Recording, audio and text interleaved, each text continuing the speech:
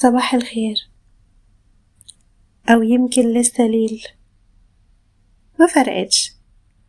المهم إنك هنا في همسة حنين.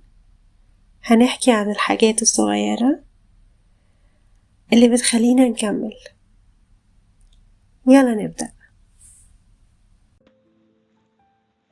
في الحقيقة أنا ترددت كتير إن إزاي هتكون أول حلقة. كنت عايزاها تكون أقرب طبعا إن هي مثالية أو تكون بشكل يليق بالأفكار اللي جوه راسي ويليق بالحاجات الكتير اللي أنا أعرفها، لكن أنا حابة إن هي تكون عفوية وتكون بسيطة وتكون زي جلسة 2 صحاب قاعدين بيتكلموا، مش أكتر من كده.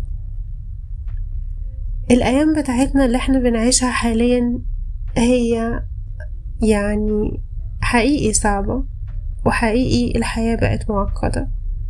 فأنا شايفة إن مش هينفع إن احنا إني أنا أضيف للتعقيد تعقيد زيادة. واسمحولي إني أتكلم باللغة بتاعتي، اللغة العربية العامية المصرية، لأن هي دي اللي أنا بستريح فيها واللي أكيد بلاقي فيها نفسي، زي أي إنسان اتولد بلغته بيحبها وبيستريح فيها أكتر. واسمحولي كمان إني أنا مش هحاول إني أستخدم أي مصطلحات بلغة أخرى على قد ما أقدر. وأنا أحب جدا وأتمنى من ربنا إن الناس اللي تسمعني تكون من كل الجنسيات. عارفة إن ده صعب، لكن مفيش حاجة اسمها مستحيل. يلا نبدأ. ساعات كتير جدا بيكون الشخص تعبان ومشغول بأفكار كتير مش بتسكت. واسمحيلي أقولك، وطبعا أنا أغلب الوقت هكون بكلم الجنس بتاعي، الجنس الأنثوي. أتمنى أن أنا يسمعني طبعا الجنس الآخر، ولكن أنا بوجه كلامي أكتر للبنات. خلوني أتكلم معاكم في الفكرة اللي أنا فكرت فيها، إني إزاي أو ليه هعمل القناة دي، بما إن هي أول حلقة، وبما إني زي ما قلت أنا هتكلم فيها بشكل عفوي جدا، وياريت تستحملوني لأني أنا مش مرتبة أي حاجة. فكرة القناة، أنا شايفة إن كتير جدا بكون مش حابة إني أسمع أغاني. في نفس الوقت أنا عايزة الأفكار اللي في راسي تسكت، فعايزة أسمع حد أو أسمع حاجة غير الأغاني تخليني أفكر في الكلام، وطبعا الكلام يكون إيجابي أو مفيد. فمن هنا جت فكرة القناة بتاعتي. أنا حابة إنك تسمعيني وإنتي بتشتغلي، وإنتي في العربية، وإنتي قاعدة متضايقة.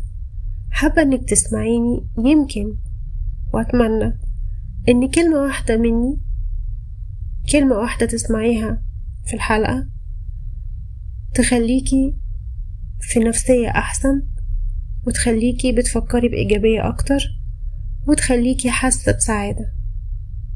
كتير مننا بيحتاج إنه يحس إنه متشاف، إنه بيتسمع. طبعا أنا أتمنى إني أسمعك، بس كتير بحس إنه أنا بحس زيادة عن اللزوم. واسمحولي إن في الحلقة دي أنا مش هقدر أعمل مونتاج أو أحاول إني أقص الكلام، عايزاه يطلع عفوي جدا وطبيعي جدا. والحقيقة برضو أنا مش عارفة إذا كنت هكمل في القرار ده أو لأ، لأن زي ما قلت لكم إحنا للأسف في مجتمع ناس كتير جدا بتحب إن كل حاجة تكون بميزان وبمسطرة. طيب، الأفكار عشان ما تتوهيش معايا. كتير إحنا بنحس إن إحنا عندنا أفكار كتير في راسنا مش بتسكت، بس خليني أقولك على حاجة، مفيش حاجة غلط فيكي. احنا كلنا بنتعب وكلنا بنفقد توازننا أوقات، بس دايما في جوانا نقطة سلام مستنياكي ترجعي لها. مش عايزة اتكلم عن المثالية، ولا عايزة اتكلم ازاي تكوني افضل، ولا ازاي تكوني احسن، ولا ازاي تكوني في احسن واحسن. احنا مش في سباق، احنا مش في سباق، احنا في حياة، جايين الدنيا لتجربة، في تجربة ارضية، بنجرب، بنتعلم وبنفهم، وساعات ما بنفهمش من اول درس. لو كان الدرس بسيط شوية أو سهل شوية ما بنتعلمش منه بسرعة، فبيجي درس تاني أقصى وأقوى. في جزء مننا كبير بيتعلم، وفي جزء كمان بيحتاج درس تاني.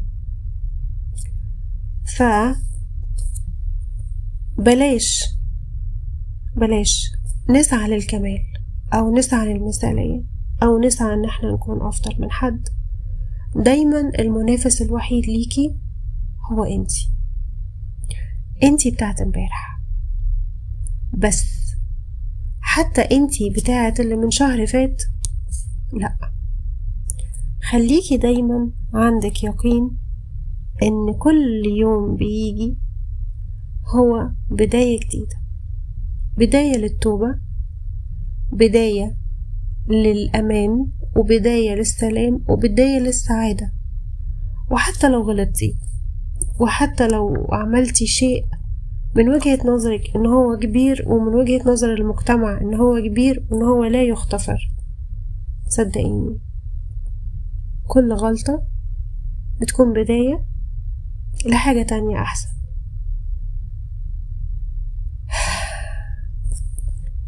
الهدف مش الكمال، الهدف انك تفهمي نفسك أكتر وتعيشي بحب مش بخوف، لأن الخوف هو البوابة الكبيرة اللي بيدخل لنا منها كل شيء سلبي. فعشان تتغلبي على الخوف لازم لازم لازم تحبي نفسك. وحب النفس ده رحلة كبيرة جدا، إن شاء الله هيكون في حلقات كتير بتتكلم فيها ازاي نحب نفسنا بالطريقة المظبوطة، مش بالطريقة اللي بيحاولوا ينشروها ويغذوا عقلنا بيها، وهي للأسف أغلبها مش حقيقي. بداية رحلة الوعي لازم تمشي فيها بلطف يليق بيكي.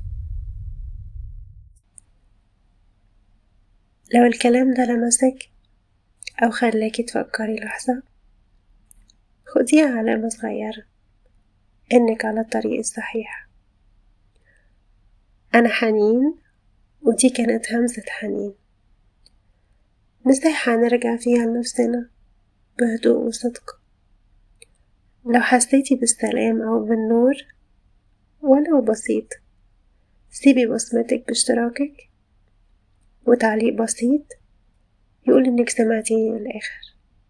افتكري دايما الهدوء مش ضعف، الهدوء هو أقوى حضور.